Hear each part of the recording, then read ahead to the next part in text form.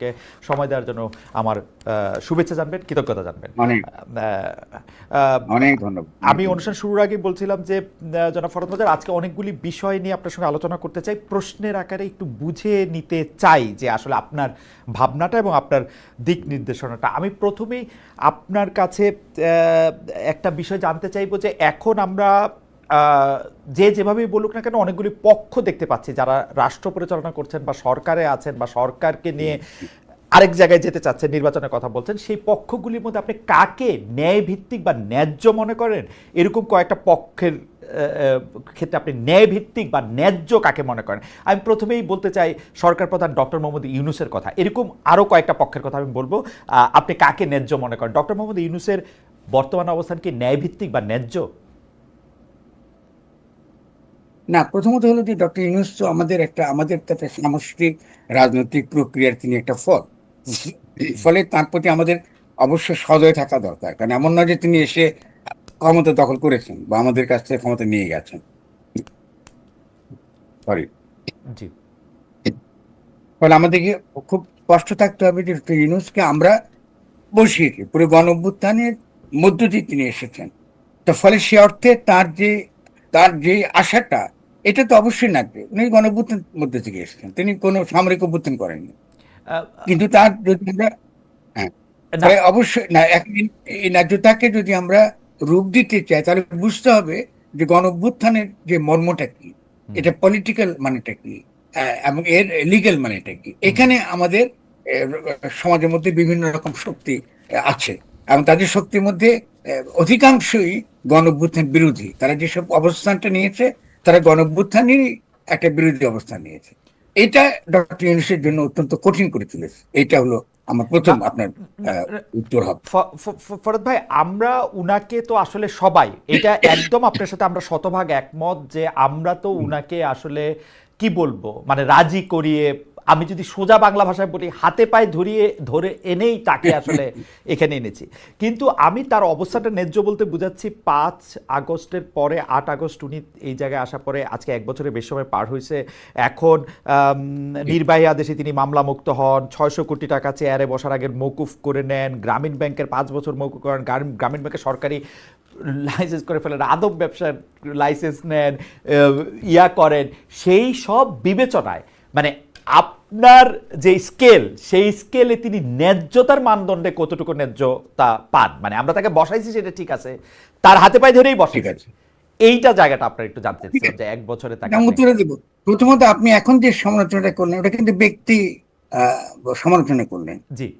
আপনি ব্যক্তি ইউনূসের সমালোচনাটা, সে সেদিকটা আপনি অত্যন্ত ন্যায্য, এটা বলার অধিকার আমাদের সকলেরই আছে। জি। কিন্তু আমরা যেটা দেখেছি সেটা অন্যত্র। আমরা এটাই মানে আপনার এই যুক্তিটা বিপদটা বলি আপনাকে। বিপদটা হচ্ছে এই, আপনি যে মূল যে প্রশ্নটা, রাষ্ট্রের প্রশ্নটাকে আড়াল করে ফেলছেন। রাষ্ট্রের প্রশ্নটা কি ছিল? যে গণ অভ্যুত্থানের পরে আমরা একটা নতুন গঠনতান্ত্রিক প্রক্রিয়ায় প্রবেশ করব। ওটা প্রবেশ না করে আমরা কোথায় ঢুকে গেলাম? আমরা আবার শেখ হাসিনাকে ক্ষমতায় আবার পুনরায় প্রতিষ্ঠিত করলাম। শেখ হাসিনা ব্যক্তি আকারে রায়, কিন্তু তার ভূতটা কিন্তু আছে পুরো মাত্রায়। মানে যেহেতু তারই সংবিধানের অধীনে এটা রক্ষা করবার জন্য ডক্টর ইউনূস শপথ নিয়েছেন, তাহলে আমরা পলিটিক্যাল জায়গায় থাকি। আচ্ছা। আমি উনি কি পরিমাণ অপরাধ করেছেন, কি দুর্নীতি করেছেন, বা আমরা বলতে পারবো যে তার যে কনফ্লিক্ট অফ ইন্টারেস্ট করেছেন, এটা ইতিহাসে বলার বহু আপনার দিন পাবো আমরা ওকে, সামনে। আপনি কিন্তু রাষ্ট্রের এটা দ্বারা আমরা আপনি রাষ্ট্রের প্রশ্নে থাকতে চাইছেন, আপনার এটা পরিষ্কার। আমি আমি রাষ্ট্রীয় বসে থাকি। জি আমি জি। যদি তাহলে আমরা আর বাকি যাদের নিয়ে প্রশ্ন করব তাদেরকে কি রাষ্ট্রের প্রশ্নই রাখবো? যেমন আমার এবারের যিনি, মানে যাকে নিয়ে আমরা আপনাকে প্রশ্ন করতে চাই, তিনি হচ্ছেন সেনাপ্রধান জেনারেল ওয়াকরুজ্জামান। তার অবস্থানটা আপনি ন্যায্য মনে করেন কিনা? আমি মনে করি তার অবস্থান ন্যায্য। আমি মনে করি এখানে আমি অনেকের সঙ্গে অবশ্যই বিরোধিতা করব। প্রথম কথা হচ্ছে সেনা প্রধান, আপনি খেয়াল করুন, এটা একটা সেনার সমর্থিত উপদেষ্টা সরকার। ফলে আমরা যদি হিস্ট্রি খেয়াল করি বাংলাদেশের সেনাবাহিনীর, তাহলে আমরা দেখবো যে সেনাবাহিনী এবার চেষ্টা করছে যে তারা কোনোভাবে যেন, তারা একারোর মধ্য দিয়ে যে অপরাধটা করেছে, তাদের যে কলঙ্ক ঘটেছে, এমনকি আপনার শেখ মুজিবকে হত্যা থেকে শুরু করে দীর্ঘকাল তাদের যে কলঙ্ক ঘটেছে, তারা সে কলঙ্কের মধ্যে ঢুকতে চায় না। এটা আমি, তারা আন্তরিক, এটা আমি তাদের অনেককে চিনি, এবং তাদের সেই আত্মসমালোচনাগুলো আছে বলে আমি এরকম অত্যন্ত শক্তভাবে বলতে পারি। আমি মনে করি যে সেনার প্রধানের, যেহেতু উনি পলিটিশিয়ান না, ফলে তিনি পলিটিক্যালি অনেক কথাবার্তা তিনি বলেন, যেটা তিনি তিনি বোকা বলে আমি বলি কেন আমি বলবো আমি কথাটা, কারণ তিনি যখন বলেন যে তিনি সেনাবাহিনীকে রাখতে চান না বাইরে এবং তাদের ক্যান্টনমেন্টে ফিরে যেতে হবে, এই যে তিনি কথাটা বলেন এটাকে খুব যুক্তিসঙ্গত বুঝতে হবে। আসলে অত্যন্ত বিপজ্জনক সেনাবাহিনীকে বাইরে রাখা এবং সেনাবাহিনীকে ম্যাজিস্ট্রেসির ক্ষমতা দিয়েও বাইরে রাখাটা রাষ্ট্রের স্থিতিশীলতা শুধুমাত্র নয়, রাষ্ট্রের অস্তিত্বের জন্য সংকটপন্ন হয়ে ওঠে। ফলে তিনি বলছেন যে আমি ডিসেম্বরের মধ্যে ইলেকশন চাই, কিন্তু এই কথাটা তিনি বুঝাতে পারেন না, কারণ তিনি তো পলিটিশিয়ান নন, তিনি সেনাবাহিনীর লোক। ফলে সেভাবে তিনি কথা তিনি বুঝাতে চেয়েছেন। সেজন্য আমি মনে করি যে তার যে সেনাবাহিনীকে ফেরত নিয়ে আসা এবং একটা তার তার ভাষা তার চোখে একটা স্থিতিশীল সরকার মানে একটা রাজনৈতিক সরকার, যে কোনো রাজনৈতিক দল দায়িত্ব নেবে এবং দায়িত্ব নিয়ে তারা কি করবে, তারা রাষ্ট্র পরিচালনা করবে, তারা ক্যান্টনমেন্টে থাকবে। ওকে। তো এটার মধ্যে তেমন কোনো দোষের কিছু দেখি না। যদি সেনাবাহিনী যদি আলাদা করে কোনো কু করতে চাইতো, আলাদা করে তাদের যদি কোনো ভিন্ন রকম কোনো উদ্দেশ্য থাকতো, এটা আমরা দেখতাম। দুই নাম্বার আরো সিরিয়াস বলি, কারণ দিল্লি ক্রমাগত সেনাবাহিনীর মধ্যে অভ্যুত্থান ঘটাবার চেষ্টা করছে এবং এই দিল্লির অভ্যুত্থান ঘটাবার চেষ্টার মধ্যে আমাদের অনেকে বিভিন্ন প্রোপাগান্ডা মানে ওয়াকারের বিরুদ্ধে, ওয়াকারুজ্জামার বিরুদ্ধে বা সেনা প্রধানের বিরুদ্ধে প্রোপাগান্ডার মধ্য দিয়ে কিন্তু তারা কিন্তু এটাকে আরো এক হিসেবে বলবো যে ওই আগুনে কি বলে না, আগুনে ঘি ঢালা, আগুনে তেল ঢালা মতো, গ্যাস ঢালা মতো হয়েছে। এটা ছিল মারাত্মক পরিস্থিতি এবং এই পরিস্থিতিটা আমি খুব ঘনিষ্ঠভাবে পর্যবেক্ষণ করেছি এবং সেই ক্ষেত্রে আমি বলবো যে সেনাবাহিনী প্রতিষ্ঠান হিসেবে এটাকে রক্ষা করবার জন্য আমাদের কয়েকজন জেনারেলের যে আন্তরিকতা, এই আন্তরিকতাকে আমি গ্রহণ করি। তারা নন পলিটিক্যাল বলে, যেহেতু রাজনীতি বোঝে না বলে তারা কতগুলো ভুল করেছে। যেমন একটা ভুলের কথা বলি আপনাকে, যেটা আমাকে তাহলে আমরা দর্শকরা আমাকে সঠিক বুঝবে। যেমন ধরুন আপনার ওই যে মন্দিরে গিয়ে প্রদীপ জ্বালিয়ে 3জন সেনাবাহিনী একসঙ্গে থাকাটা, এটা মারাত্মক রকম ভুল। কারণ এটা অত্যন্ত নেতিবাচক একটা কি বলে একটা একটা ভাবমূর্তি তৈরি করে সেনাবাহিনী, যে সেনাবাহিনী একটা ভারতের অধীনে বা এখানকার একটা বিশেষ সম্প্রদায়ের অধীনস্থ একটি বাহিনী। এগুলো হচ্ছে মারাত্মক পলিটিক্যাল ভুল। তার মানে সেনাবাহিনী এখনো পর্যন্ত কোনো রাজনৈতিক যারা বুঝতে পারে তাদের সিদ্ধান্তের বা তাদের পর্যালোচনাকে তারা যথেষ্ট গুরুত্ব দিচ্ছেন না, এগুলো বিপদ তৈরি করবে। দুই নাম্বারটা হচ্ছে এগুলো আছে, আমি বলতে কিন্তু আমার অনেক তালিকা আছে, বলতে পারবো। ফরাদ, এই জায়গাটাতে যদি একটা লাইন বলতেন, যে আপনি যে বলতেছেন যে পার্শ্ববর্তী দেশ ভারত যে হচ্ছে সেনাবাহিনীর ভিতরে অনেক অভ্যুত্থান পরিকল্পনা করছে বা মানে যেটাকে বলে হচ্ছে যে একটু ইন্ধন দেওয়া, সেইটা তারা দিচ্ছে বা জ্বালানি কাঠ দেওয়া তারা দিচ্ছে, বর্তমান সেনাপ্রধান এবং তার যে বাহিনী সেটা কি তারা নস্যাৎ করছেন নাকি তারা সেই ষড়যন্ত্রের অংশ? মানে ষড়যন্ত্রের অংশ তো না বটেই, সেটা আপনি পরিষ্কার করেছেন। মানে তারা কি সেটি মানে ফাইট করতে পারছেন কিনা সেটা যদি আমরা বলি। যদি করতো তাহলে একদিনে ঘটে যেত, একদিনে ঘটে যেত। আমাদেরকে শুনুন, আমরা কোথায় খালেদ বিপদে পড়ি কি জানেন? আমরা বিপদে পড়ি, আমরা সামগ্রিকভাবে রাষ্ট্রকে চিন্তা করতে পারি না, আমরা ব্যক্তিকে কেন্দ্র করে তখন সিদ্ধান্ত গ্রহণ করে বিপজ্জনক হয়ে পড়ে। সেনা প্রধানের যদি আপনি তিরস্কার করতে চান, দোষ ধরতে চান, প্রচুর দোষ ধরতে পারেন, কিন্তু আপনাকে তো মনে রাখতে হবে যে আপনার এটা একটা প্রতিষ্ঠান, এটা রাষ্ট্রের একটা প্রতিষ্ঠান এবং এটা সে তার শুরু থেকে এই রাষ্ট্রের প্রতিষ্ঠানকে গড়তে দেওয়া হয় নাই। শেখ মুজিবুর রহমান রক্ষী বাহিনী রাখতে চেয়েছেন, তিনি একটা একটা এই যে স্থায়ী সেনাবাহিনী রাখতে, এর কুফল আমরা দেখেছি। কারণ শেখ মুজিবুর রহমানের হত্যা হয়েছেন, এটা তো আমাদের দেশের জন্য ভালো না। তাহলে আপনি এই সংঘাতগুলো তো মারাত্মক। আর অন্যদিকে দেখুন আজকে ডক্টর ইউনূসের সঙ্গে সেনা প্রধানের মধ্যে যে দূরত্বটা তৈরি করা হয়েছে খুবই পরিকল্পিতভাবে, এবং সেই ক্ষেত্রে আমি বলবো যে ওয়াকারুজ্জামান সাহেবও কিন্তু এটাকে কমাবার জন্য তার কোনো সক্রিয় উদ্যোগটা আমি দেখি নাই, হয়তো আছে কিন্তু আমি বাইরের থেকে আছি বলে আমি বুঝি নাই। কিন্তু অন্যদিকে ডক্টর ইউনূসের দিক থেকে কিন্তু এই ব্যবধানটুকু দূরত্বটুকু তারা টিকিয়ে রেখেছেন। এটা কিন্তু দেশের জন্য ভালো না। আপনাকে তো কিছু ব্যাপারে আপনাকে অবশ্যই আপনাকে কম্প্রোমাইজ করতে হবে। ফরাদ ভাই, আমরা আপনার দেখানো পথে আমরা এখন একটু রাষ্ট্র কাঠামোটার মধ্যে থাকি, আমরা আবার ওই ব্যক্তিগত মানে ডক্টর মোহাম্মদ ইউনূসের সাথে সেনা প্রধান বা ওই আলোচনাটা আমরা একটু পরে ধাপে আসি। আপনি বিএনপির অবস্থান ন্যায্য মনে করেন কিনা? মানে আমাদের আর যে অবস্থান আছে যে বিএনপি, জামাত, এনসিপি এবং ইসলামী শাসনতন্ত্র সহ ইসলামী দলগুলোর অবস্থান আপনি ন্যায্য মনে করেন? প্রথমে বিএনপির কথা শুনি। আমি বলবো যে বিএনপির রাজনীতিটা বিএনপির জন্য আত্মঘাতী হয়েছে, ন্যায্যতার চেয়েও এটা আরো খারাপ। বিএনপি তো ন্যায্য নয়, একটা গণঅভ্যুত্থান হয়ে গিয়েছে। ফলে গণঅভ্যুত্থানে জনগণের যে জনগণের যে অভিপ্রায়, এটাকে বিএনপি একদমই সমান করেনি। বিএনপি এসে বলতেছে আমাদেরকে 3 মাসের মধ্যে আমাদেরকে নির্বাচন দাও। ফলে এটা তো হতে পারে না। একটা গণঅভ্যুত্থান হয়েছে শুধু নির্বাচনের জন্য না, এবং ক্রমাগত এই আজকে যে আমরা ডক্টর ইউনূসের যদি আমরা সমালোচনা করি, তাহলে তার সমালোচনা পুরোটাই কিন্তু বিএনপির ঘাড়েও পড়ে। কারণ বিএনপি যে পরিমাণ চাপটা দিয়েছে ডক্টর ইউনূসকে নির্বাচনের জন্য, যার ফলে ডক্টর ইউনূস অনেকগুলো একটা পর একটা ভুল করেছেন। কারণ রাজনৈতিক দলগুলো জনগণের প্রতিনিধি নয় গণ অভ্যুত্থানের পরে। আমাদের দেশে অনেকগুলো কনসেপ্ট আছে ডমিনেন্ট, যেগুলো আমাদেরকে ভাঙতে হবে। রাজনৈতিক দলগুলো এই যে নিউ লিবারেল ইকোনমিক পলিসিকে আমরা বলতে পারি এদের অনেক অধিকাংশই মাফিয়া এবং লুটেরা শ্রেণীর প্রতিনিধি। কারণ আপনি কখনোই সাধারণ মানুষ এই এই আপনাকে 5 কোটি 10 কোটি 50 কোটি টাকা দিয়ে তারা কিন্তু আপনার এই নির্বাচনে তারা অংশগ্রহণ করতে পারবে না। ফলে আপনি যখন এই নির্বাচনের কথা বলেন, এখন বাংলাদেশকে গঠন করবার প্রশ্নটাকে বাদ দিয়ে আপনি স্বভাবতই এই পুরো গণঅভ্যুত্থানের বিপক্ষে দাঁড়ান। ফলে বিএনপি তো ন্যায্য তো হওয়ার প্রশ্নই আসে না। বিএনপি আগাগোড়াই গণঅভ্যুত্থান বিরোধিতা করেছে, এবং গণঅভ্যুত্থানকে নস্যাৎ করাটা ছিল তার রাজনীতির প্রধান লক্ষ্য। অথচ বিএনপি সবচেয়ে বেশি উপকৃত এই গণঅভ্যুত্থান থেকে। আজকে দেখুন, আজকে যে পরিমাণ সম্মান আপনার খালেদা জিয়া পেয়েছেন, এবং একই সঙ্গে যে আপনার কি বলে আমাদের তারেকের উপর যেসব মামলাগুলো ছিল, সে মামলাগুলো তো উঠে গেছে। ফলে গণঅভ্যুত্থানে কত নিট কিন্তু যে ফল এটা বিএনপি পেয়েছে। অথচ বিএনপি একটা জনগণের সঙ্গে একটা মারাত্মক বিশ্বাসঘাতকতা করেছে। কারণ জনগণ চেয়েছে আমরা একটা নতুন গঠনতন্ত্র করতে চাই, সেক্ষেত্রে বিএনপি জাতীয় সরকারে থাকতে পারতো।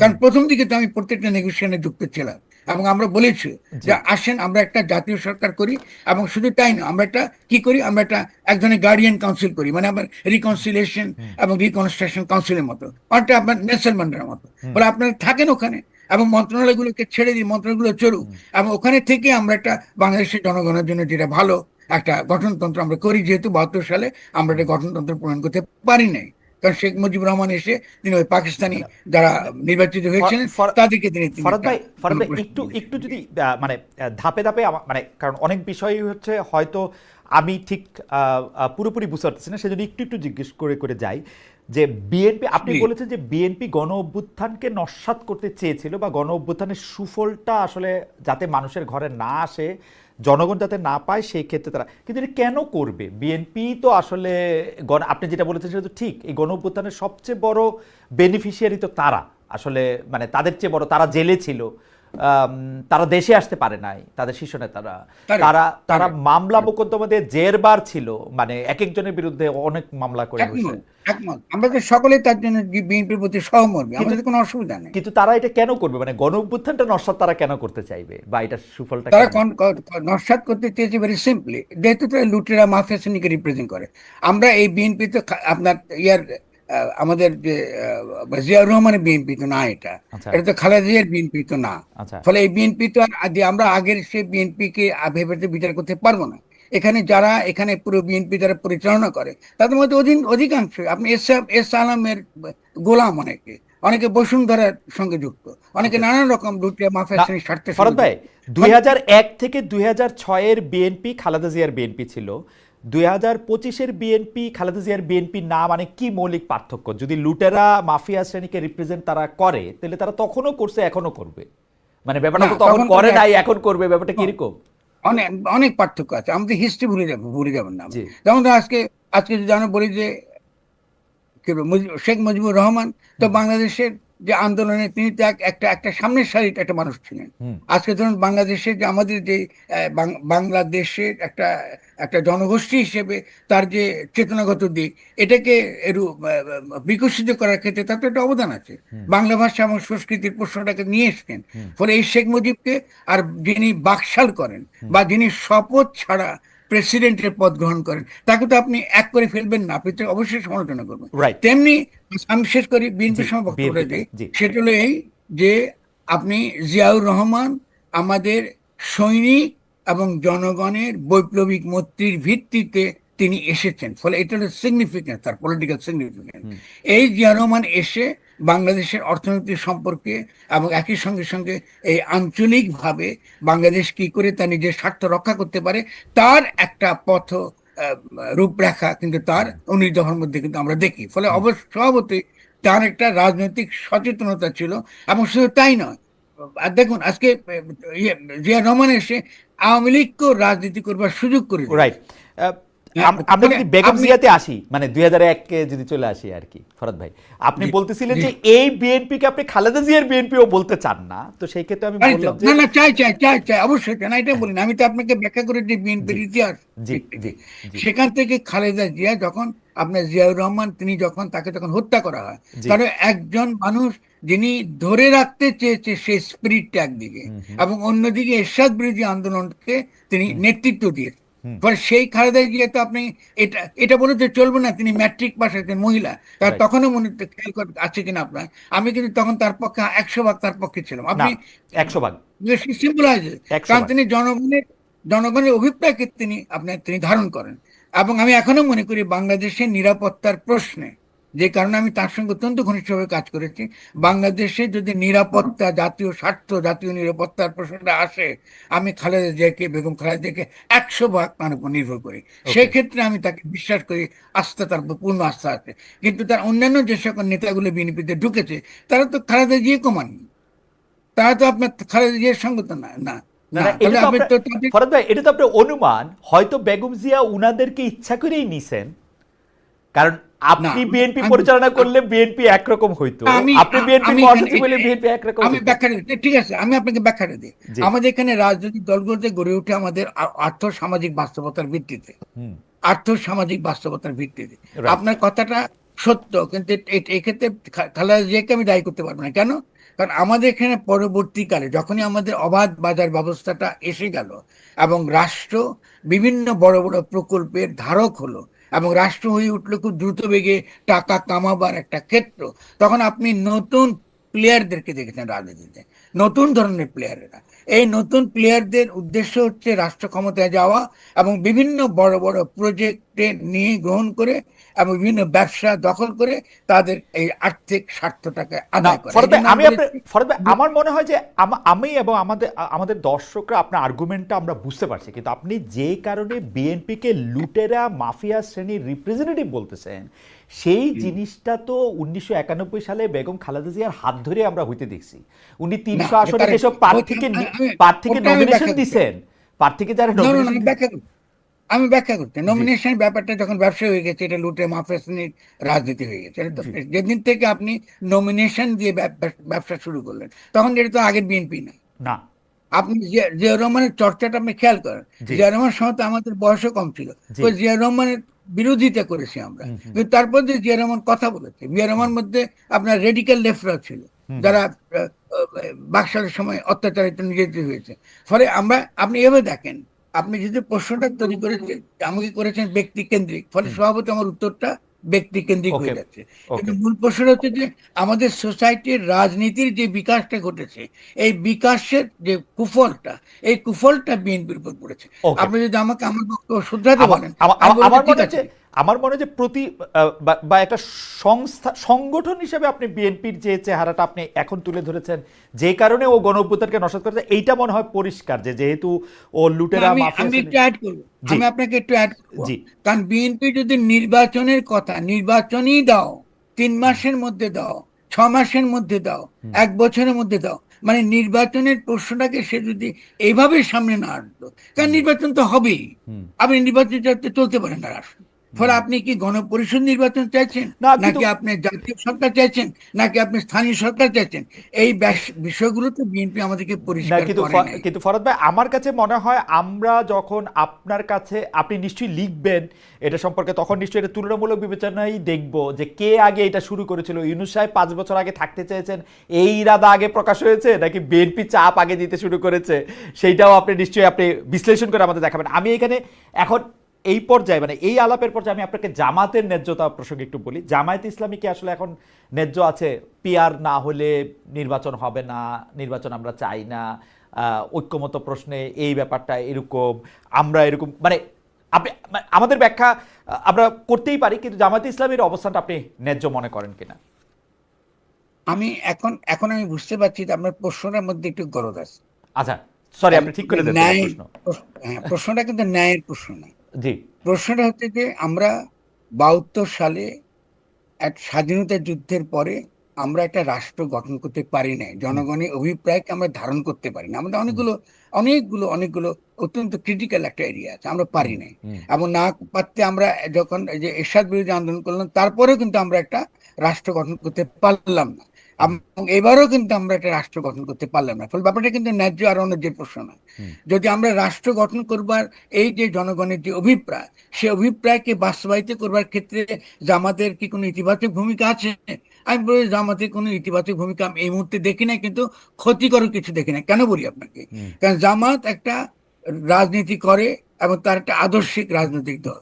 এবং আমি যতটুকু বুঝি, জামাত ধরে নিয়েছে যে যদি তারা ডিসি গুলো জামাতপন্থী হয়, তারা ইতিমধ্যে রাষ্ট্র ক্ষমতায় চলে গেছে। হুম, তারা ফলে নির্বাচন নিয়ে তারা খুব একটা ব্যস্ত নয়। হুম, ফলে তারা যে আপনার পিআরটা চায়, যে প্রফেশনাল হুম, রিপ্রেজেন্টেশনের হুম, ভিত্তিতে যে তারা ক্ষমতার অংশীদারিত্ব চায়, হুম, এটা তাদের জায়গার থেকে কিন্তু এটা যুক্তিসঙ্গত। হুম, কিন্তু যদি আপনি রাষ্ট্র গঠনের প্রকল্পের দিক থেকে তাকান, তাহলে জামাত তো ইতিবাচক নয়। জামাত তো আমাদেরকে এমন কোন সত্যিকার অর্থে যে আমরা যে নতুন যে রাষ্ট্রটা গঠন করতে চাই, সেখানে ইসলামের ভূমিকা কি হবে, বা আমরা কি 71 সালে যখন স্বাধীনতার ঘোষণা দিয়েছিলাম, সাম্য, মানবিক মর্যাদা এবং সামাজিক ন্যায় বিচার, এটা তো ইসলামী মূল্যবোধ। হুম, তাহলে তো আমরা 71 সালে তো আসলে ইসলামী রাষ্ট্রই গঠন করতে চাইছিলাম।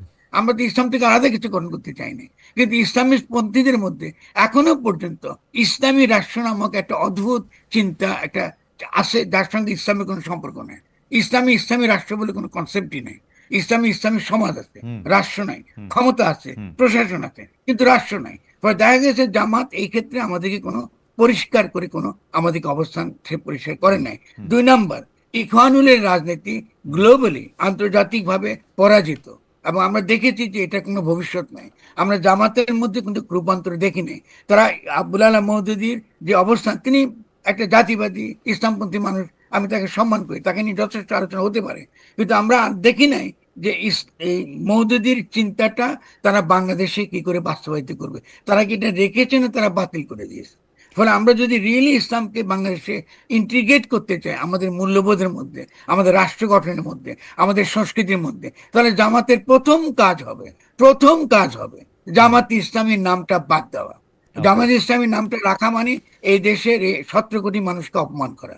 কারণ আমরা 71-এ মুক্তিযুদ্ধ করেছি, কিন্তু যারা এই মুক্তিযুদ্ধকে গ্রহণ করে নাই, তার মধ্যে এই নামটা ছিল হুম, আমাদের বুকের ওকে। মধ্যে বিধে এটা আছে। এটা তো মনে এই হয় যে যে কাঁটার এর মধ্যে, চেয়ে এর চেয়ে আমি পরিষ্কার করে এটা এটা এর চেয়ে পরিষ্কার এটা করে আর খুবই বলা ইম্পর্টেন্ট। সম্ভব না। জি, জি, জি, আপনার এটা খুবই সেন্সিটিভ ইস্যু জি, এবং গুরুত্বপূর্ণ বুঝতে হুম, পারেন। হুম, কারণ আপনি এই কথাটা বলা গুরুত্বপূর্ণ, কারণ জামাত থাকলে আবারও আওয়ামী লীগ ফিরে আসবে, আবারও বাকশালী ফ্যাসিবাদ ফিরে আসবে, আবারও শেখ হাসিনার ফ্যাসিজম ফিরে আসবে।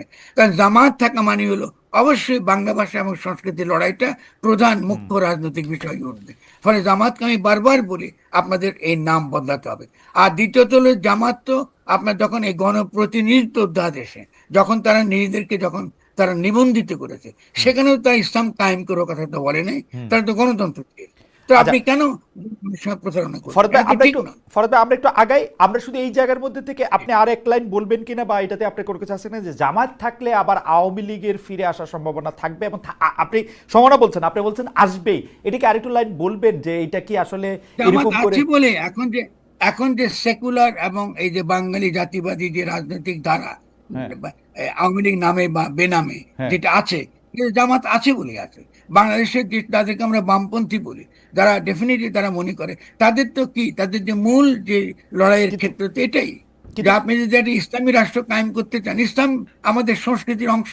আর আমি আমার লেখাতে বারবার দেখিয়েছে যে ধর্মের একটা ক্রিটিক আমাদের লাগবে। ওকে, ইসলামে আমাদের শুধু আমাদের ধর্ম মাত্র না, ইসলাম আমাদের আগামী দিনে রাষ্ট্র গঠনের ক্ষেত্রে ইসলাম একটা অত্যন্ত গুরুত্বপূর্ণ ভূমিকা থাকবে। কিন্তু ওকে, এমন একটা ভূমিকা, যে ভূমিকা আমরা তথাকথিত ইসলামপন্থী এবং সেকুলার পন্থী সকলে আমরা একমত হতে পারি। ওকে, এটা হলো রাষ্ট্র গঠনের প্রক্রিয়া। এই আর কি। আপনি ওকে। যদি বিবেকটা টিকিয়ে রাখেন, এই বাইনারি ইসলাম বনাম সেকুলারিজম, এটা আত্মঘাতী। আমার মনে হয় এখান যে থেকে আমার বেরিয়ে আমার আসুন। মনে হয় যে আপনার এই কথা থেকেও আরো অনেক কিছু বিষয় আলোচনার আছে। যেমন আমি শুধু আমার 2 পয়সাটা একটু দিয়ে রাখি, যে প্রায়ই আমরা শুনি, কতদিন আগে বিএনপি শীর্ষ নেতার কাছেও আমরা শুনলাম যে আমরা কোরআন সুন্নাহ বিরোধী কোনো আইন করব না। বাংলাদেশে কি কোনো কোরআন সুন্নাহ বিরোধী আইন আছে? আমি তো খুঁজে পাই না কোন আইন কোরআন সুন্নাহ বিরোধী, আমি তো বুঝতে পারি না। কিন্তু এইটা বারবার এরকম করে বলা হয় কেন? এবং আপনিও আজকে বলছেন যে তারা যখন গণপ্রতিনিধিত্ব ওই জায়গাটার মধ্যে স্বাক্ষর করে, তখনও জামাত ইসলামীও তো বলে নাই যে ইসলামী শাসন কিভাবে প্রতিষ্ঠা করবে। এই ব্যাপারটা নিয়ে Exactly. নিশ্চয়ই বড় আলোচনা দাবি রেখে আপনি আরো দুইটা রাজনৈতিক অস্তিত্ব সম্পর্কে যদি একটু বলেন, একটা হচ্ছে এনসিপি, একটা হচ্ছে ইসলামী শাসনতন্ত্রের নেতৃত্বে বা আরো ইসলামিক দলগুলি। একটু সংক্ষেপে যদি বলেন, ফলে অনেক প্রশ্ন জমে গেছে আসলে। এনসিপিটা যদি একটু বলেন, এনসিপির অবস্থানটা আপনি কিভাবে দেখেন? এই ফেব্রুয়ারিতে তাদের জন্ম। এনসিপির তরুণেরা একটা গণঅভ্যুত্থান করেছে, ফলে তাদের প্রতি আমাদের একটা সমর্থন থাকবে। জনগণ সমর্থন করেছে, বাস্তবে সমর্থন করেছে, তাদের নেতৃত্বে গণঅভ্যুত্থানটা হয়েছে। তাদের সঙ্গে যুক্ত ছিল আমাদের সৈনিকেরা, যারা বলেছে যে আমরা এরপর আর গুলি করবো না। ফলে সভাপতি সাদা মানুষের গুলি করতে তারা অস্বীকার করেছে বলে সভাপতি শেখ হাসিনার পক্ষে আর এই আমাদের এই এর শাসন ব্যবস্থা থাকা সম্ভব ছিল না। ফলে এনসিপির এই যে ঐতিহাসিক গুরুত্ব, এটা তাকে দিতে হবে। কিন্তু বৈষম্য বিরোধী ছাত্র আন্দোলন, ছাত্র তরুণদের আন্দোলন এক জিনিস, আর নির্বাচনবাদী এনসিপি যে নির্বাচন করতে চায়, গণ অভ্যুত্থানের যে লক্ষ্য, এটা সফল হবার আগে, এটা বাস্তবায়িত হবার আগে এই এনসিপিকে আমি গ্রহণ করি না। কারণ নির্বাচনবাদটা আমাদের সবচেয়ে বড় রাজনৈতিক সমস্যা। নির্বাচন দরকার, কিন্তু নির্বাচন বাদ অত্যন্ত মুশকিল। কারণ নির্বাচনটা দরকার আমাকে একটা গণপরিষদ নির্বাচনের জন্য, নির্বাচন দরকার আমাকে একটা জাতীয় সরকারকে স্থানীয় সরকার নির্বাচনের জন্য। নির্বাচন একটা পদ্ধতি মাত্র। ফলে এনসিপির রাজনীতির দ্বারা তারা প্রতিষ্ঠা করতে পারে নাই যে নির্বাচন একটা প্রক্রিয়া মাত্র। কিন্তু প্রতিষ্ঠা না করে তারা এখনো বলছে যে তারা নতুন সংবিধান চায়, আমরা একমত। এবং তারা এখনো বলছে যে তারা এই বিচার চায়, আমরা একমত। এবং তারা যে সকল ন্যায্য কথাবার্তা বলছে তার সঙ্গে আমরা অত্যন্ত একমত। কিন্তু আমরা চেয়েছিলাম একটা এই 8 তারিখে যে ধরনের সরকার গঠিত হয়েছে তার বিপরীতে গণ অভ্যুত্থানের ধারাকে কন্টিনিউ করা। তারা সরকারে গেছেন, সরকারে যখন গেছেন আমাদের কোনো আপত্তি নাই, কিন্তু সরকারে গিয়ে মন্ত্রী হিসেবে তারা সফল হন নাই। একজন তরুণ সারা জীবন পরিশ্রম করে একজন মানুষ একটা মন্ত্রী হবার জন্য, যেহেতু সে দেশের সেবা করতে পারে ওই মন্ত্রিত্বের ক্ষমতা নিয়ে, এবং সে করতে পারে। এটা না করে তারা মন্ত্রিত্ব ছেড়ে দিয়েছেন, এবং মন্ত্রিত্ব এই যে মন্ত্রণালয়গুলো পরিচালনার ক্ষেত্রে আমরা বাইরে থেকে দেখছি আন্তরিকভাবে পেশাদারিত্বের সঙ্গে এটা তারা করেন নাই। এটা তরুণদের জন্য অত্যন্ত ক্ষতিকর হবে আগামী দিনে। তার মানে তরুণরা একটা মন্ত্রণালয় চালাতে পারে না, এটাই তারা প্রমাণ করলেন। এটা তো ক্ষতি করবে, কারণ আপনাকে তো শেষাবধি তো রাষ্ট্র আপনাকে চালাতে হবে। তারপর যে তরুণরা গণঅভ্যুত্থান করেছে এদের পক্ষে এরপর আবার মন্ত্রী হতো, কি করে মন্ত্রী হবেন? আপনি মন্ত্রণালয় চালাতে পারেন নাই এবং আপনি ছেড়ে দিয়েছেন। আমি যে নাই ছেড়ে দিতে ভালো, এটা আমি প্রশংসা করি, এটা তার নৈতিকতার প্রশংসা করি। কিন্তু যদি তরুণদের যদি মন্ত্রণালয় চালাবার যোগ্যতা তারা অর্জন না করে, এটা তো আমার জন্য আর বড় ক্ষতির ব্যাপার। কারণ আমার তো বয়স হয়েছে, ওদেরকে তো রাষ্ট্র চালাতে হবে। ফলে এদেরকে তো শিখতে হবে, ভুল ত্রুটি সহ শিখতে হবে। ফলে মন্ত্রণালয়ে যে মন্ত্রণালয় তো তামাশা করার ব্যাপার, মন্ত্রণালয় তামাশা করার ব্যাপার। এটা একটা প্রশাসন, এটা একটা মন্ত্রণালয়, এটা একটা একটা একটা একটা বিশাল একটা ক্ষেত্র রাষ্ট্রের, যেটাকে পরিচালনা করার দক্ষতা আছে। আপনি সেক্রেটারিদের উপরে আপনি তাদেরকে পরিচালনা করার দক্ষতা অর্জন করার বিষয় আছে, শেখার বিষয় আছে। ফলে আমরা ইতিমধ্যে যদি 3 জন যদি মন্ত্রী তারা যদি এখানে আসতেন, ভালোভাবে সফলভাবে করতেন, আমরা 3 জন নতুন নেতা, জাতীয় নেতা পেতাম। 3 জন জাতীয় নেতা পেতাম। আচ্ছা, এই জাতীয় নেতা থেকে আমরা এটা পরিষ্কার। আমি ইসলামী দলগুলো যদি ইসলামী শাসনতন্ত্র আন্দোলন খুব ছোট করে বলেন, যে ইসলামী শাসনতন্ত্র আন্দোলনের এই গণ অভ্যুত্থান সফল হওয়ার পরে, যেটা 5 তারিখ, তারপর থেকে 1 বছরের বেশি সময় পার হয়েছে, তাদের অবস্থানটা আপনি কি মনে করেন? আপনি আমাকে ন্যায় বা ন্যায্য আমি আর বলতেছি না, মানে আপনি ইসলামী দলগুলো, আপনি যখন ইসলামী দল বলেন তখন আমি দেখেছি ইসলামী দলগুলো যখন মাজার ভাঙা হয়েছিল তাদের কোনো অবস্থান আমরা দেখিনি। মাজারগুলো যখন ভাঙা হয়েছিল তখন তারা কিন্তু এই আমাদের স্মৃতি ক্ষেত্র মানে অত্যন্ত সরল একটা রূপ, মানে গণরূপ। কারণ মাজারে আপনি আস্তিক, নাস্তিক, হিন্দু, মুসলমান, বৌদ্ধ, খ্রিস্টান যে কেউ যেতে পারে। এবং সংস্কৃতির দিক থেকেও সেটা এমন একটা সংস্কৃতি যেটা আপনাকে আল্লাহর নিকটবর্তী করে, মানে এমন সংস্কৃতি যেটা অলওয়েজ হয় আল্লাহ বন্দনা, নবীর বন্দনা, ধর্মীয় গানগুলো এখানে অতিরিক্ত গাওয়া হয়, যেগুলো আধ্যাত্মিক জায়গা, ক্ষেত্র জায়গা। দেখা গেছে এই ইসলামী দলগুলো ইসলাম বলতে যেটা বোঝে, আর আমাদের সাধারণ মানুষ ইসলাম বলতে যেটা বুঝে, এর মধ্যে আকাশ এবং পাতাল ব্যবধান রয়েছে। 2 নাম্বার হলো ইসলামপন্থী দলগুলো এই যে যারা মাজারে যায় বা যারা নামাজ কালাম পড়ে বা যারা আপনার ইবাদত বন্দী করে, একই সঙ্গে যারা এই একটা সমাজে সকলের সঙ্গে সহাবস্থানের সঙ্গে থাকতে চায়, এই বৃহৎ জনগোষ্ঠীর সঙ্গ থেকে তারা কিন্তু বিচ্ছিন্ন। ফলে আমরা দেখেছি, এটা প্রমাণিত হয়ে গেছে, তাদের তাদের কোনো অবস্থান আমরা কিন্তু দেখিনি। 2 নম্বর, আমরা দেখেছি তারা মুখে ইসলামপন্থী বলছে, কিন্তু তারা এখনো গাজায় ফিলিস্তিনিদের পক্ষে লড়াই করবার জন্য বাংলাদেশে একটা শক্তিশালী আন্দোলন করতে তারা চাইছে না। না চাইবার একটা বড় কারণ হলো এই, তারা সকলে চায় না মার্কিন যুক্তরাষ্ট্রে রুষ্ট করতে, কারণ তাদের ইচ্ছা আগের মতোই যে মার্কিন যুক্তরাষ্ট্রে তাদেরকে ক্ষমতায় বসাবে এবং আগামী দিনে তাদের ক্ষমতায় রাখতে সহায়তা করবে। ফলে ইসলামপন্থীরা আদৌ ইসলামপন্থী কিনা এটা তো তর্কের বিষয়। আপনি না ইসলাম না বলতে আপনি কি কিন্তু বুঝেন কিন্তু আর আমরা সাধারণ মানুষ কি বুঝে, এটা তর্কের বিষয়। কিন্তু ফরাদ ভাই, মানে আপনি কিন্তু এই তর্ক বা এই যুক্তি প্রদর্শন জারি রেখেছেন, মানে আমার জ্ঞান বুদ্ধিমতে 30-35 বছরেরও বেশি একই কথা। কিন্তু আপনি জি কিন্তু জি যারা জি ইসলাম পন্থাটা নিয়ে যাদের আঁকড়ে আছেন তাদের আপনি খারিজ করে দিতেছেন না, তাদের বলতেছেন এটা তর্ক করতে হবে, কিন্তু তারা কিন্তু আপনাকে খারিজ করে দিচ্ছে, বলতেছে যে ইসলামের কোনো ভার্সন নাই, অসুবিধা নেই। ইসলামের কোনো মানে এডিশন নাই, ইসলামের কোনো সুগার কোটেড কোনো রকম রূপ নাই, এবং যেইটা বই খাতায় নাই ওইটা ইসলাম না।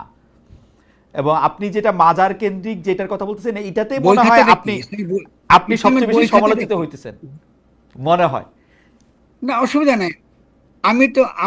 আমি তো সমালোচিত হবই, কারণ আমি সাধারণ জনগোষ্ঠীর পক্ষে কথা বলি। আর তারা যে ইসলামের কথা বলে এটা আদৌ ইসলাম কিনা তার সাথে আলোচনার বিষয় হবে। ইসলামের বই খাতা কি?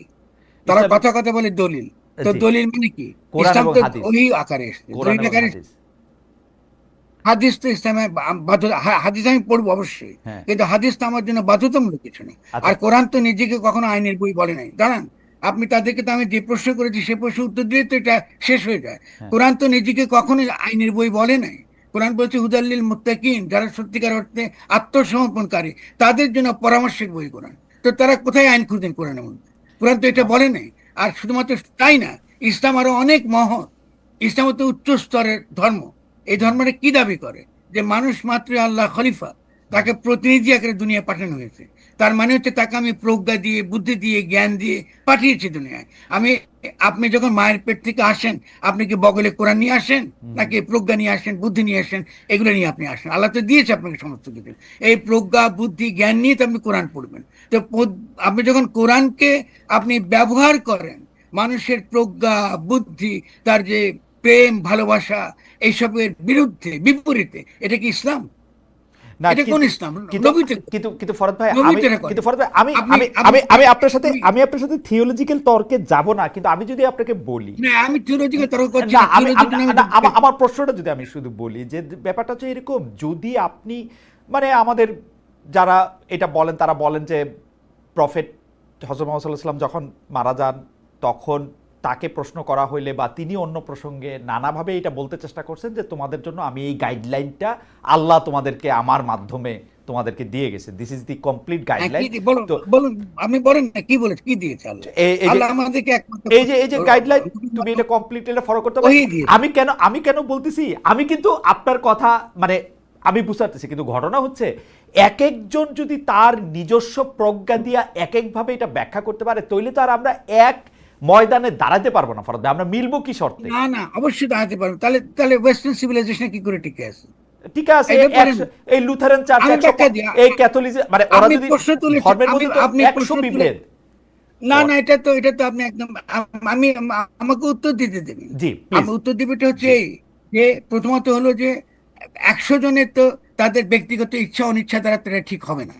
আপনার মধ্যে যে বুদ্ধি আছে, যে প্রজ্ঞা আছে, যে যে যে যে যে তর্কের যে আপনার যে ক্ষমতা আছে, এর দ্বারাই তো সামষ্টিক অভিপ্রায়টা তৈরি হয়। আপনি যে সামষ্টিক অভিপ্রায় তো তর্ক ছাড়া তো হবে না, সামষ্টিক আলোচনা ছাড়া তো হবে না। গণতন্ত্র মানেই তো আলোচনা। তো আপনি এটাকে কেন অস্বীকার করছেন? আপনি না কিন্তু গণ থেকে কিন্তু ফরদ ভাই, আপনি Right, নিজেও exactly. এখানে দীর্ঘ আমি সময় কাটাইছেন, এখানে তো 137টা ক্যাথলিক চার্চ, 137 রকম, এই লুথারেন, এই সেই, এবং তারা কিন্তু ঠিক পরস্পর আছে। পরস্পরকে খুব ভালোবাসে, ব্যাপারটা এরকমও না। না, খুব ভালো না, কিন্তু তারা তো একটা একটা রাষ্ট্র গঠনের ক্ষেত্রে তাদের তো একটা ঐকমত্য আছে। তাহলে আধুনিক রাষ্ট্র কোথায় গড়ে উঠলো? আধুনিক রাষ্ট্রতে গড়ে উঠছে খ্রিস্টানিটি থেকে। হুম। আধুনিক রাষ্ট্রতে খ্রিস্টান থিওলজিক্যাল স্টেট, ওখানে সার্বভৌমত্বের ধারণা তো আধুনিক রাষ্ট্রের যে সার্বভৌমত্বের ধারণা ওটা তো খ্রিস্টানি থেকে এসছে।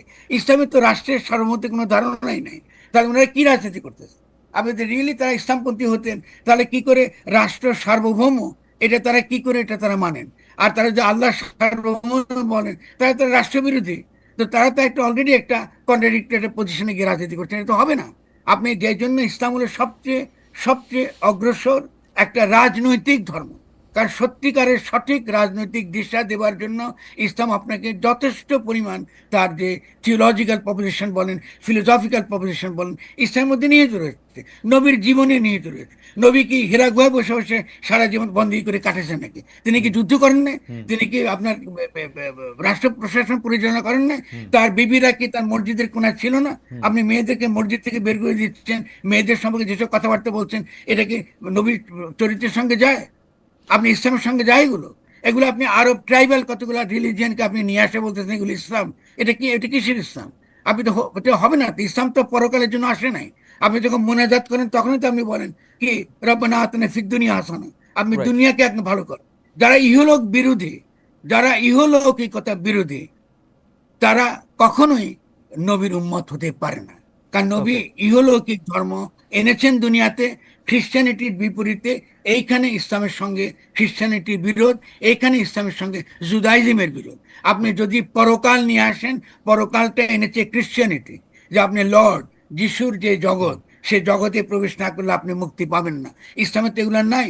আপনি এসব বাজে চিন্তা আমাদের সমাজে ছড়াচ্ছেন, অথচ আমাদের এখানে ইসলাম যারা প্রচার করেছেন তারা তো এগুলো কখনো বলে নাই। না, আপনারা আনেছেন এই কেন? এই এই পেট্রো ডলার না, আমার খালেদ, আমার এটা মনে, খুব ইম্পর্টেন্ট। জি আপনি এগুলো এসেছে পরের পেট্রো প্রসঙ্গে যান। ডলারের দ্বারা, জি, পেট্রো ডলারের দ্বারা। পেট্রো আপনি ডলারের দ্বারা। সৌদি রাজতন্ত্রের পক্ষে, অ্যাবসলিউটলি, আপনি বিভিন্ন রাজতন্ত্রের পক্ষে অ্যাবসলিউটলি। আপনি রাজনীতি করতে চান। আপনি তো ইসলাম নিয়ে রাজনীতি করতে চাইছেন না। ইসলাম নিয়ে রাজনীতি যদি করেন তাহলে অবশ্যই আমরা সকলে বসে বাংলাদেশে একটা আচ্ছা, একটা সুন্দর ছোট করে ইসলামিক এই দেশ এই প্রসঙ্গে গঠন করতে পারবো। এই প্রসঙ্গে একটা শেষ কথা, যে ফরাদ ভাই আমাদের একজন দর্শক, ইনি আপনাকে প্রশ্ন করেছেন যে ওনার নাম সোহেল সাদি। ফরাদ ভাই আপনি এই উত্তরটা বেশি এটা লম্বা করেন না, খালি প্রশ্নটা, আমি অন্য প্রসঙ্গে চলে গেলাম, প্রশ্নটা গুরুত্বপূর্ণ মনে হইলো বলে আপনার কাছে প্রশ্ন করতেছি। জি, যে উনি জি, প্রশ্ন জি। করতেছেন যে তিনি যে ইসলামের কথা বলেন, অর্থাৎ আপনি যে ইসলামের কথা বলেন, সেই ইসলাম তিনি কার কাছ থেকে শিখেছেন, তার ইসলাম শেখার উৎস কি? আমার ইসলাম শিক্ষা, আলহামদুলিল্লাহ, আমার ইসলাম শিকার উদ্দেশ্য হচ্ছে যে উৎস, উৎস, মোহাম্মদের জীবন, উৎস, উৎস, উৎস, ভাই সোর্স, উৎস মানে উদ্দেশ্য না, কোরআন তো উৎস, একটাই, সোর্স। হ্যাঁ, কোরআন তো একটাই, জি, কোরআন তো দুইটা না। আচ্ছা, ফলে কোরআনকে আমি পড়তে পারবো না। আমি যদি কোরআনই পড়তে না পারি, কারণ কোরআনকে বোঝার যে ক্ষমতা, সে বোঝার ক্ষমতার জন্য যে আপনার মনের যে তৈরি করা, মনের যে যত্ন, যেটাকে আমরা আধ্যাত্মিকতা বলি, আধ্যাত্মিকতা সহজ মানে হলে মনের যত্ন করা।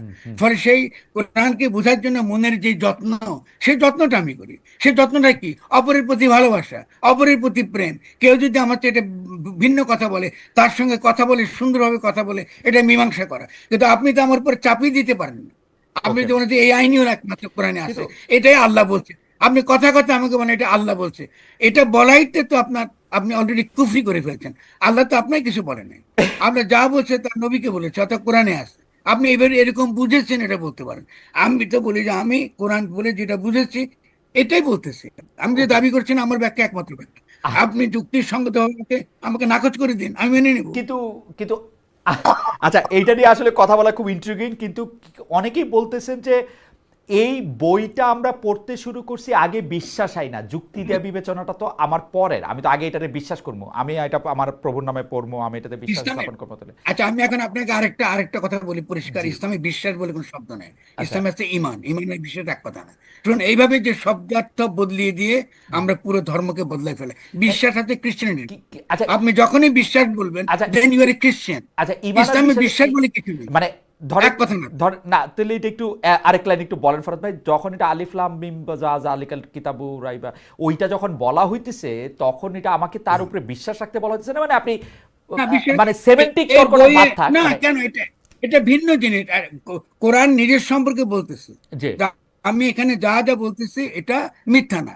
এটা ওকে। তো বিশ্বাসের ব্যাপার না, তো এটা তো বিশ্বাসের ব্যাপার, কিচ্ছু নাই ওখানে। ও আমাকে আপনি ও কি আমাকে যদি ও আমাকে এটার উপরে ওর ওর ওর কথার উপরে ও আমাকে আস্থা রাখতে বলতেছে, তো মানে এটাকে আমি না কিভাবে না, বলবো? কোথায় এই শব্দের মধ্যে নাই তো, এই আপনাকে শব্দই নাই, আস্থা আচ্ছা রাখতে তো। ঠিক আছে, মানে নো, আপনাকে আপনাকে কোরআনটা পাঠিয়েছে আল্লাহর ওহী হিসেবে, কোনো ওকে, দলিল আকারে না। ওকে, দলিল আকারে। দুই আচ্ছা, নাম্বার, হ্যাঁ, আপনাকে সূরা বাকারায় পরিষ্কার বলছে আপনি প্রতিনিধি, আল্লাহর খলিফা। আপনি কোরআন বুঝবার সমস্ত ক্ষমতা আপনার আছে।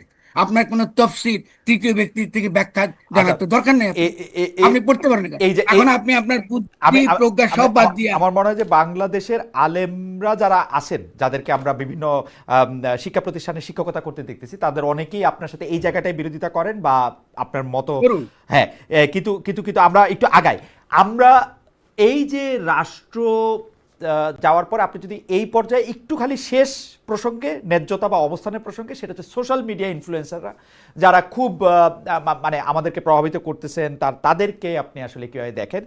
বা আমাদের দর্শকরা ডক্টর পিনাকি ভট্টাচার্যের কথা বলছেন, জনাব ইলিয়াস হোসেনের কথা, তারা যেহেতু অনেক ইনফ্লুয়েন্সিয়াল, তাদের অবস্থানটা আপনি কীরকমভাবে দেখেন? তারা তিনজনই আমার অত্যন্ত ঘনিষ্ঠ বন্ধু, এবং ডক্টর তাদের কনক স্যার তিনজন, আছেন, জি, তার কথাও মনে হয় আপনি বলতেছেন, জি, কনক স্যার তো জি, আছেন জি, বটে। জি, কনক স্যার আর বলুন কি ইলিয়াস বলুন কি হুম, পিনাকি, এরা অত্যন্ত বন্ধু। এবং আমি তাদের অবদান, আমি মনে করি তাদের অবদান ছাড়া এই গণঅভ্যুত্থান হতো না। হুম, এটা অসম্ভব ছিল। ওকে, তবে সেটা হচ্ছে যে আমাদের পার্থক্যটা, যেহেতু তারা, আমরা একসঙ্গে থাকি না, একসঙ্গে আলোচনা করতে পারলে এটা আরো সুন্দর করে বেরিয়ে আসতো। হুম, হুম। যাতে আমরা আমাদের যার যার অভিজ্ঞতা, অবস্থানের জায়গা থেকে অনেক বিষয়ে আমরা কথা বলেছি। হয়তোবা আমাদের তথ্যের, বুঝতে পারছি যে তার তার যে তার যে উষ্মা, তার যে সমালোচনার যুক্তিটা আমি বুঝতে পারি। কিন্তু আমি একটা বৃহত্তর একটা পটভূমিতে আমি মনে করি যে আমরা ব্যক্তিকে হেয় করে মন্তব্য করার পক্ষে না। এটা রাজনীতির দিক থেকে এটা আমাদের খুব ফলপ্রসূ হয় না। এটা আমি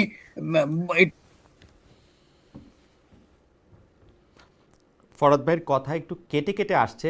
আহ, এটা কি সংযোগটার একটু প্রবলেম? আমরা ফরহাদ ভাই, এখন কি আপনি আমাকে আচ্ছা, শুনতে পাচ্ছেন? জি ফরহাদ ভাই বলেন। আমি আপনার শুনতে, জি, আমি জি, শুনতে পাচ্ছি, জি আপনি ফরহাদ ভাই শুনতে বলেন, পাচ্ছেন। একটু ফ্রিজ হয়ে গেছিল। আচ্ছা, ওকে। তাহলে আমি আমি বলছি যে যখনই তারা, পিনাকি যখন একটা একটা অবস্থান নিচ্ছেন, তার যে বিশেষ ভাষা ব্যবহারের পদ্ধতি, এবং তিনি খুব সুন্দরভাবে বলে যে আমি তো এটা ভদ্রলোকদের জন্য লিখিনি, আমি হুম, সব সাপোর্ট করি। ফলে তাদের এই যে জনগণের কাছে ছড়িয়ে যাওয়া, একটা জনমত তৈরি করবো, এটি গুরুত্বপূর্ণ। আমি মনে করি যে আমার ভূমিকাটা যদি কিছু থেকে থাকে, আপনি যেভাবে হাজির করেছেন এই তিনজনের পাশাপাশি, আমার ভূমিকাটা হচ্ছে যে মূলত মূল মর্মটা, রাজনীতির মূল মর্মের জায়গাটা ধরিয়ে দেবার চেষ্টা করা, হুম, এবং এটাকে পিপলের কাছে নিয়ে যাবার দায়িত্ব তারা নানানভাবে তারা করেছে। অনেকে সমালোচনা করে তাদের এই তত্ত্বটা ঠিক নয়, হুম, বা অনেক সময় উস্কানি দিয়েছে, অনেক সময় তারা বম্ব সৃষ্টি করেছে। এই সমালোচনা থাকতে পারে, আমি সেটার মধ্যে প্রবেশ করছি না। যে কোনো রাজনীতি, যে কোনো রাজনৈতিক ক্যাম্পেইনটা অলওয়েজ সাধারণ মানুষের মধ্যে একটা জনমত তৈরি করার চেষ্টা, সেই থেকে তারা তাদের জায়গা থেকে করেছেন। ইনফ্লুয়েন্সার হিসেবে তারা ডেফিনেটলি সফল। আমি বলি যে এখন আমাদের কাজটা হচ্ছে যে আমরা একটা কম্প্রিহেন্সিভ, একটা একটা বাংলাদেশকে গঠন করবার জন্য একটা কম্প্রিহেন্সিভ, আমি পুরনো ভাষা ব্যবহার করছি, রণনীতি এবং রণকৌশল আমরা তৈরি করতে পারি কিনা, যাতে ওকে, পিনাকি বলুন কি ইলিয়াস বলুন কি আমাদের কনক সারার বলুন, এবং আমরা এখানে যারা আছি, আমরা মিলে একটা একটা রণনীতি এবং রণকৌশল, একটা যে নীতি, আমরা কি চাই, হুম, আমরা এই নতুন রাষ্ট্র গঠন করতে চাই, সেই রাষ্ট্রের রূপটা কেমন হবে, সেটা ওকে, একটা আলোচনার ব্যাপার আছে। ওকে, তারপরে আসবে কৌশলের প্রশ্ন, ওকে। এটা আমরা কি করে বাস্তবায়িত আমি করবো। আমি এই জায়গায় যদি আমরা এইটা আমার পৌঁছাতে পারি, এইটা এটা আমার একটা বিরাট এইটা আমার দ্বিতীয় প্রসঙ্গ। আপনি মোটামুটিভাবে সরকার প্রধান, সেনা প্রধান, বিএনপি, জামাত, এনসিপি, ইসলামী দলগুলো, আমাদের সোশ্যাল মিডিয়া ইনফ্লুয়েন্সারদের মধ্যে যেই তিনজনের কথা আপনি আলাদা আলাদা করে বললেন, তাদের সবার সম্পর্কে আপনি আপনার মতামত মন্তব্য দিয়েছেন, দর্শকরাও আপনাকে শুনেছেন। আমি এইবার আপনার কাছে এই বিষয়টা একটু বুঝতে চাই যে আপনি প্রথম থেকেই, যে মানে 8 তারিখ থেকে আপনি বলছেন যে একটি একটি প্রতি বিপ্লব, যেটাকে আপনি সাংবিধানিক প্রতি বিপ্লব বলছেন, সেটি হয়েছে। আপনি সরকার বদলের কথা আপনি আগেও বলেছেন, সরকার হয়তো আমেরিকানরাই বদলায় দিবে, রাষ্ট্রের ব্যাপারটা নিয়ে আপনি কথা বলেছেন। কিন্তু আমার একদম স্পেসিফিক প্রশ্ন, আপনি যদি রাষ্ট্রের বদল করতে চান, সেই ক্ষেত্রে আপনি দায়িত্বটা কাকে দিবেন, কি উপায়ে দিবেন? ধরা যাক আপনি যদি ডক্টর মোহাম্মদ ইউনূসকেই বলতেন যে তুমি রাষ্ট্রের বদলটা সম্পন্ন করো, যেটা আপনি বিএনপির চাপের কথা বলতেছিলেন, সেইটা আপনি মানে কিভাবে পিক করতেন যে এটা ডক্টর মোহাম্মদ ইউনূস, এটা ফরহাদ মজন না, এইটা আলী রিয়াজ না, এটা ডক্টর মোহাম্মদ ইউনূস, এই পিকটা এইটা আপনি কিভাবে করতেন, মানে এইটা কিভাবে সম্ভব হতো, এটা যদি আমাদের একটু বলেন, যে আমরা যদি আপনার তর্কের প্রেমিসটা পুরো ধরেও নেই যে হ্যাঁ আমাদের রাষ্ট্রের এই জিনিসগুলি তো বদলাইতেই হবে, না বদলায় আমরা সরকার বদলায় আমাদের আমাদের ফায়দাটা কি আসলে,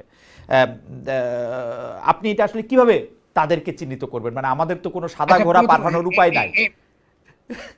জি প্রথমত হলো যে এই বিষয়টা কিন্তু আমি অনেকবার বলেছি, আবারও বলি, এটা জি একটু একটু একটু আরেকবার বলছি। জি সেটা হলো, আমি বারবারই বলেছি ডক্টর ইউনূসকে পূর্ণ ক্ষমতা সম্পন্ন অন্তর্বর্তীকালীন সরকারের প্রধান হিসেবে আমাদেরকে ঘোষণা করতে হবে। এটা হলো প্রথম কাজ। ওকে কারণ তিনি কিন্তু পূর্ণ ক্ষমতা সম্পন্ন নন। তিনি উপদেষ্টা, কার উপদেষ্টা? তিনি চুপ্পুর উপদেষ্টা। হুম চুপ্পু কার প্রেসিডেন্ট? শেখ হাসিনার প্রেসিডেন্ট। হুম এবং তিনি বাংলাদেশের বিদ্যমান সংবিধানের অধীনে। হুম ফলে আমরা কি করেছি, আমরা একটা ঘোড়ায় চড়তে চাইছি যে ঘোড়ার 4 পা কাটা। হুম এই ঘোড়া দৌড়াতে পারেনি। তো একে দিয়ে তো আমার কোনো লাভ হচ্ছে না। ফলে ডক্টর ইউনূসের দোষ আকার আমি দেখবো না। কারণ ওকে আমাদের যে অজ্ঞতা, রাষ্ট্র সম্পর্কে আমাদের যে মারাত্মক রকম চিন্তার অভাব, আমাদের বুদ্ধিবৃত্তিক পশ্চাৎপদতা, এই জন্য আমরা 5 তারিখে জনগণের হাতে একটা গাঠনিক ক্ষমতা আসা সত্ত্বেও জনগণ সেই গাঠনিক ক্ষমতাকে তারা ব্যবহার করতে পারলো না। তারা শেষ পর্যন্ত আবারও শেখ হাসিনা রাষ্ট্রটাকে তারা হুম রেখে দিল। হুম ফলে প্রথম কাজটা হচ্ছে ডক্টর ইউনূসকে পূর্ণ ক্ষমতা, এখনো আমি মনে করি না ডক্টর না ইউনূসকে ফরহাদ পূর্ণ ভাই, ফরহাদ ক্ষমতা ভাই, আমরা আমরা আমরা কিভাবে আপনি এটা করবেন সেইটা আমরা আলোচনায় আসবো। আপনি কিভাবে তাকে সিলেক্ট করবেন এই আলোচনাটা যদি আমাকে আগে বলতেন। কারণ আমরা আমরা কাকে যদি, সিলেক্ট করবো? হ্যাঁ কিভাবে সিলেক্ট করবেন, মানে ডক্টর ইউনূসকে কিভাবে সিলেক্ট করবেন, মানে পূর্ণ ক্ষমতা দিবেন, অর্ধেক ক্ষমতা দিবেন, এখন সেটা তো আপনি পরে দিয়েন। সিলেকশন প্রক্রিয়াটা আপনি আমাকে একটু আগে বলেন না, যে সিলেকশন ওয়াই। প্রক্রিয়াতে তখন তো, এটা তো হিস্টোরিক্যালি ঘটেছে খালেদ, এটাকে তো আন্ডু করার তো কোনো উপায় নেই। ওকে আর যদি আমরা আন্ডু করতে চাই তাহলে আমাদের আলোচনা করতে পারি, সমস্যা নেই আমাদের। না কিন্তু আমরা যেভাবেই করি না কেন, না আমরা যেভাবেই একটা করি না কেন, ফরহাদ ভাই একটু ধাপে ধাপে বোঝার জন্য, আমরা একটা গণ অভ্যুত্থান দেখলাম, গণ অভ্যুত্থানের পরে আমরা একটা সরকারকে পালায় যেতে দেখলাম, সরকার এখন নাই, আমাদের এখন একটা সরকার লাগবে।